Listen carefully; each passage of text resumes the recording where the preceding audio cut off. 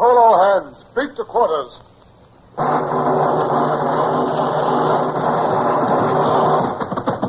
Run out the guns. Stand by the starboard battery. One broadside into it, if you please, Captain Bush.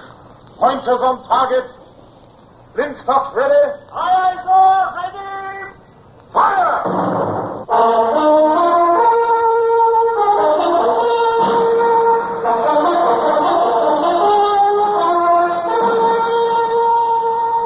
Presenting Michael Redgrave as C.S. Forrester's indomitable man of the sea, Horatio Hornblower.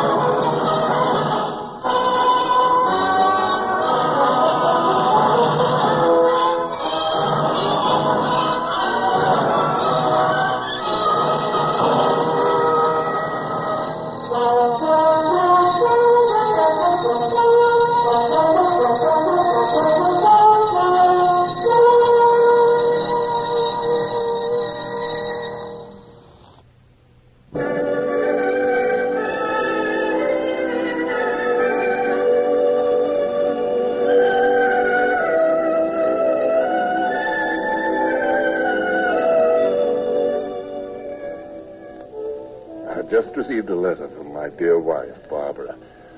She was well, she said, and missed me. And my small son, Richard, was also well. Somehow I find it difficult to keep my mind on the pressing problems that faced us there at Riga. Captain Bush, my senior officer, paced up and down my cabin aboard the Nonsuch, and his face set in anxiety. He was talking 50 to a fathom, yet my thoughts were still in England. It was not his words, it was that confounded pacing of his that finally brought me back to our immediate concerns. It's this frigid ice, I'm afraid of. If we're not careful, we'll be frozen in for the winter. Oh, confound it, Bush. Can't you keep still, man? Sorry, Bush. To tell you the truth, old friend, I was thinking of home. So was I, Horatio. We could drop anchor in Sheerness, and that's but 30 miles from Smallbridge. Barbara would be there waiting, and my little boy, Richard. Or it might be even better to appear suddenly and surprise them. Bush, those are dreams. Our duty remains here. That's not so, Horatio. You've paid no heed at all to what I've been saying. Yeah? Why? There's ice in the harbor. Thus far, it's thin, only a scum, and mainly at the shoreline. But each day it creeps further out. I know. We'll soon be icebound, frozen in. My first duty is to my squadron. Locked in, we're at the mercy of the enemy. Marshal Maydon may bring his foot soldiers across the ice and capture every one of us. I know. It was done 20 years ago at Amsterdam. History has a way of repeating itself, Horatio. It's dangerous to risk freezing in, extremely dangerous. Yes, that's true enough, and yet the Admiralty has ordered us to stay. And think how the news would spread through all Europe. Bonaparte's Second Army captures a British squadron. The Admiralty would have my head then, wouldn't they? Disgrace, dismissal? Yes, no doubt about it. I say up anchor and get out before it's too late. Well, General Esnov and his Russians would call us cowards, Bush. Horatio, the Russians are done for. There's no fight left in them. Well, they still hold here at Riga. And if they do, what of it? What of Bonaparte himself? His army has already taken Moscow. Aye, but there's some question that he can remain there. The Russians burned the city before he took it. What of that? He's there and he's victorious. Well, from all the reports General Esnov receives, Tsar Alexander... the Tsar hasn't yet lost heart. The Russians are still fighting, Bush. Reports more like rumors than facts. Horatio, you've done all that could be done and more. Without you, Marshal Maydon would have reduced Riga and marched on to St. Petersburg long before this. Well, we've helped holding him back, I'm glad to say. Besides, there's something else. You're not well, Horatio. Oh, nonsense. You're not. You've lost weight. You've had a cough for weeks. My advice is, take the squadron out as soon as... Find your advice. We have to stay where we are until we have orders to move. Now, don't you see that? Ice or no ice, we'll follow orders.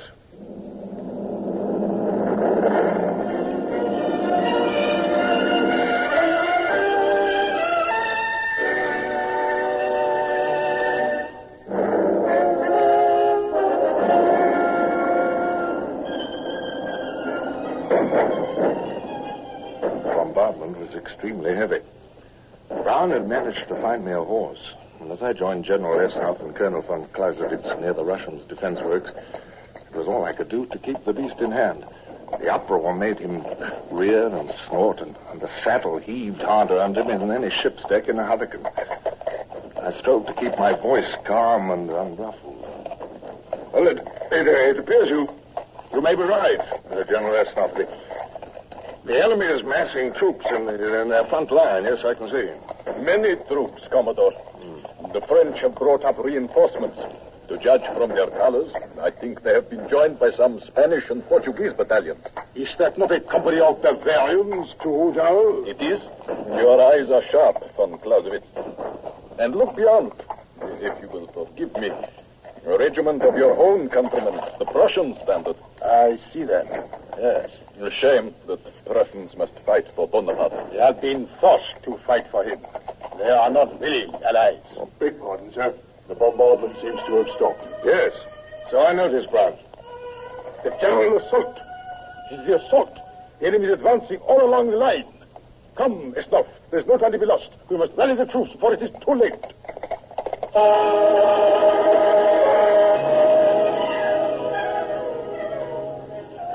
Look there, to the left.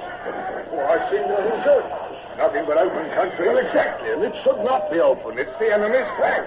It leaves them exposed to a sudden attack from that quarter. It might, sir, yes, but who's going to lead such an attack? Sir, look there. The Russians are starting to break. They're being forced back. They're retreating.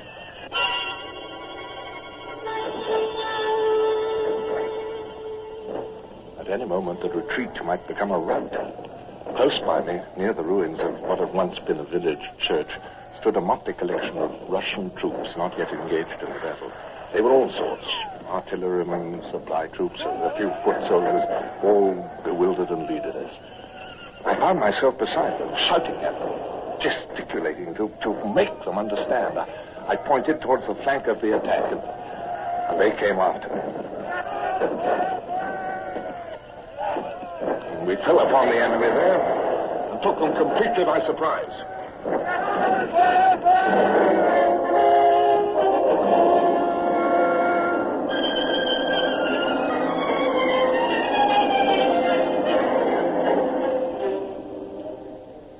Sir, Horatio, are you all right, sir? Here, let me help you. I'll confront it, Brown. Of course, I'm all right. Simply because I had a horse shot on the rear. No reason to... Are you certain you're all right, sir? Yes, I'm quite, thank you. Well, it's all over, eh? They're beaten off. Aye, sir. Gone back to their own lines with their toes between their legs. It was that flank attack that did it, sir. By the time I'd set myself to rights, General Esnaut had galloped up with Colonel von Clausewitz. Here we are. Do you see them, Commodore? Are those troops? Prisoners? Look again, sir. Oh, of course, if they were prisoners, they'd be under guard, and they're not. It's a whole regiment of them, and beside it another, and their uniforms ragged and dirty. Wait, those standards they carry, can they be? Exactly. Those are Spanish troops, and Portuguese, but before the battle, they were with Marshal Maydon's army. Oh, General, do you mean to say they've come over to our side? Exactly. They deserted en masse. Ah. I would be much obliged if you would question their commanding officer on my behalf.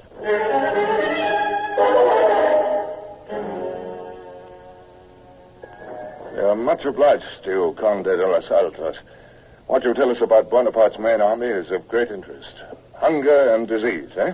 Even so, Senor Commodore, it has also been reported that nearly all his horses have died off.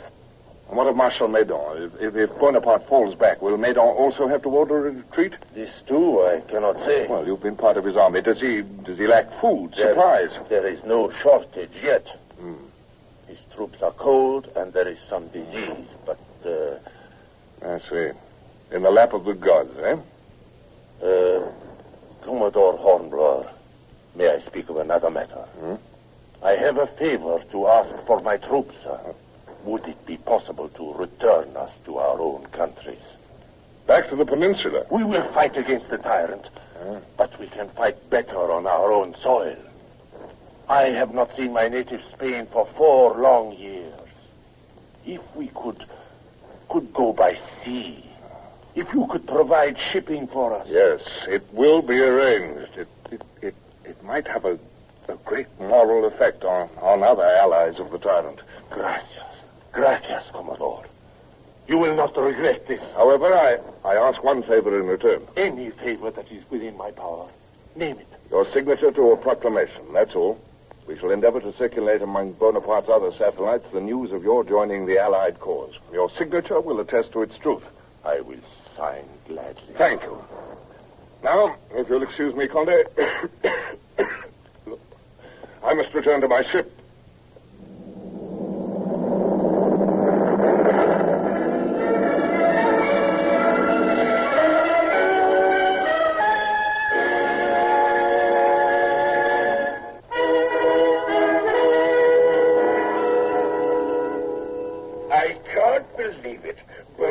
Retreating from Moscow? It is true, I tell you. He left Moscow 5 days ago. We beat him at Maloyaroslavets. The news just came. He's running as hard as he can for Smolensk and Warsaw. He may never get there. No, they're dying by thousands every night. Nothing to eat. Winter. Only beaten. That means we can get out of this bay before the ice, by heaven. Not yet, Captain Bush. Why not? What about the enemy here? Marshal Meudon is still standing firm. He'll have to retreat. Well, there can be no sign of it. Otherwise, General Esnov would have mentioned it. I would most certainly have mentioned it. Still, it is possible. Commodore, I am arranging to send out a sally, a small attack to test the enemy lines at dusk. Will you join us? Oh, most certainly. Sir, you can't. You're worn out. Nonsense, Bush. I'm as fit as a fiddle. Well, if you say so, but you'll wear warm clothes, won't you? And take Brown along? Oh, anything to keep you happy. You're like a hen with one chick, Bush.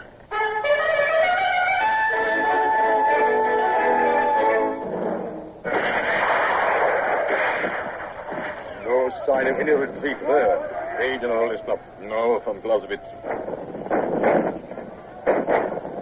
And here come their cannon. They seem to have plenty of ammunition to waste. It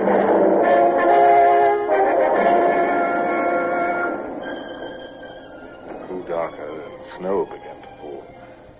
The campfires of the enemy glowed as yellow as before, and the flashes of their cannon remained regular as clockwork. I stood watching and listening.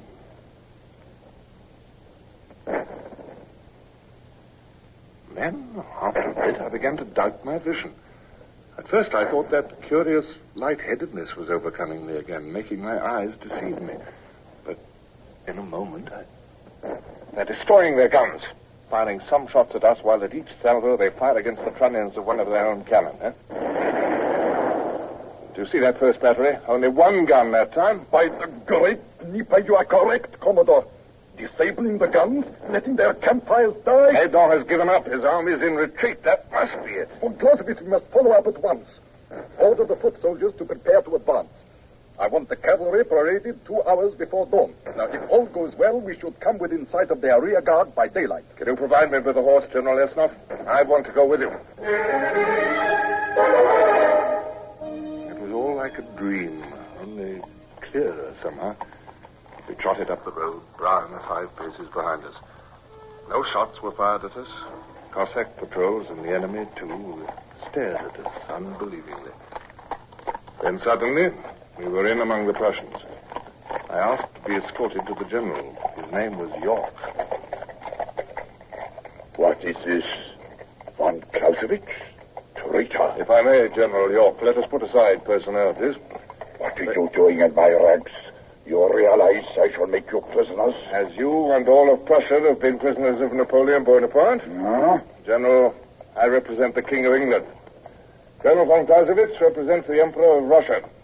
We are fighting to free Europe from Bonaparte. Are you fighting to maintain him as a tyrant? Such a question cannot be answered. It is impolite. Bonaparte is beaten. He's retreating from Moscow. Not 10,000 of his army will reach France. He has other armies. The Spaniards have deserted him, as you know, so have the Portuguese. All Europe is turning from him, knowing that they've been betrayed. I am a soldier. If you fight for him, you may keep him on his tottering throne a few weeks longer. Look, you are a German. Your duty is to your enslaved country, to your king, who is Bonaparte's prisoner. I am a soldier, I tell you. You can free your country. You can free your king. Now, at this moment, you can end the useless pouring out of the blood of your own men. What do you suggest? An armistice, General York. Immediate cessation of hostilities. To put down our arms? To stop fighting? Fighting for Bonaparte, yes. Well, General? I agree. Good.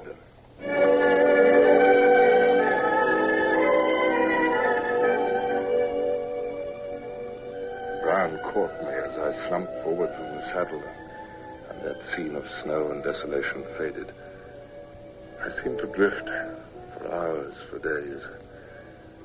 I was in a bed. There were lemons around me, nothing but lemons. Again, a bed. Soft bed, soft.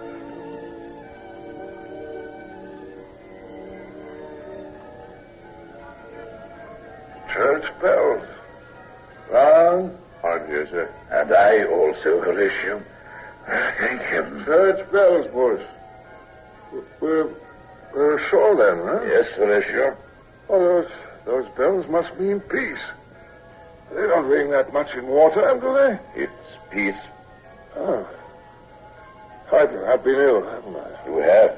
With the plague for a month. Huh? Unconscious most of the time. A month?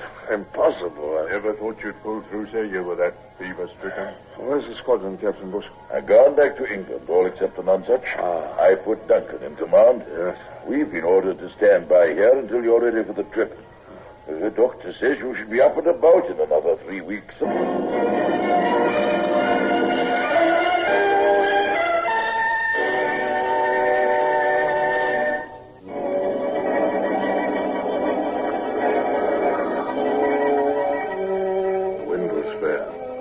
Cleared the Baltic and soon bore down the wintry North Sea.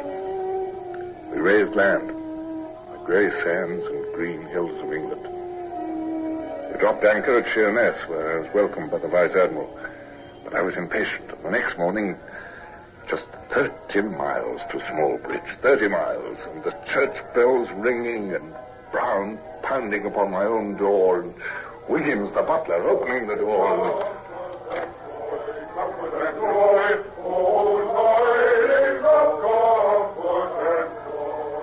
Comfort and joy. By heavens, Brown, it's Christmas.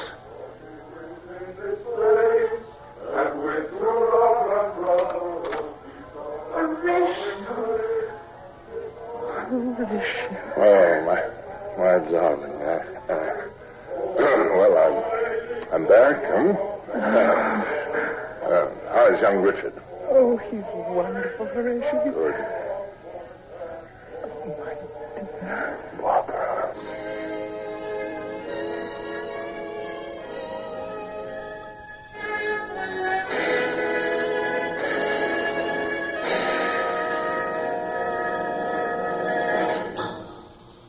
Horatio Hornblower, starring Michael Redgrave, is based on the novels by C.S. Forrester. Music composed and conducted by Sidney Torch. Produced by Harry Allen Towers.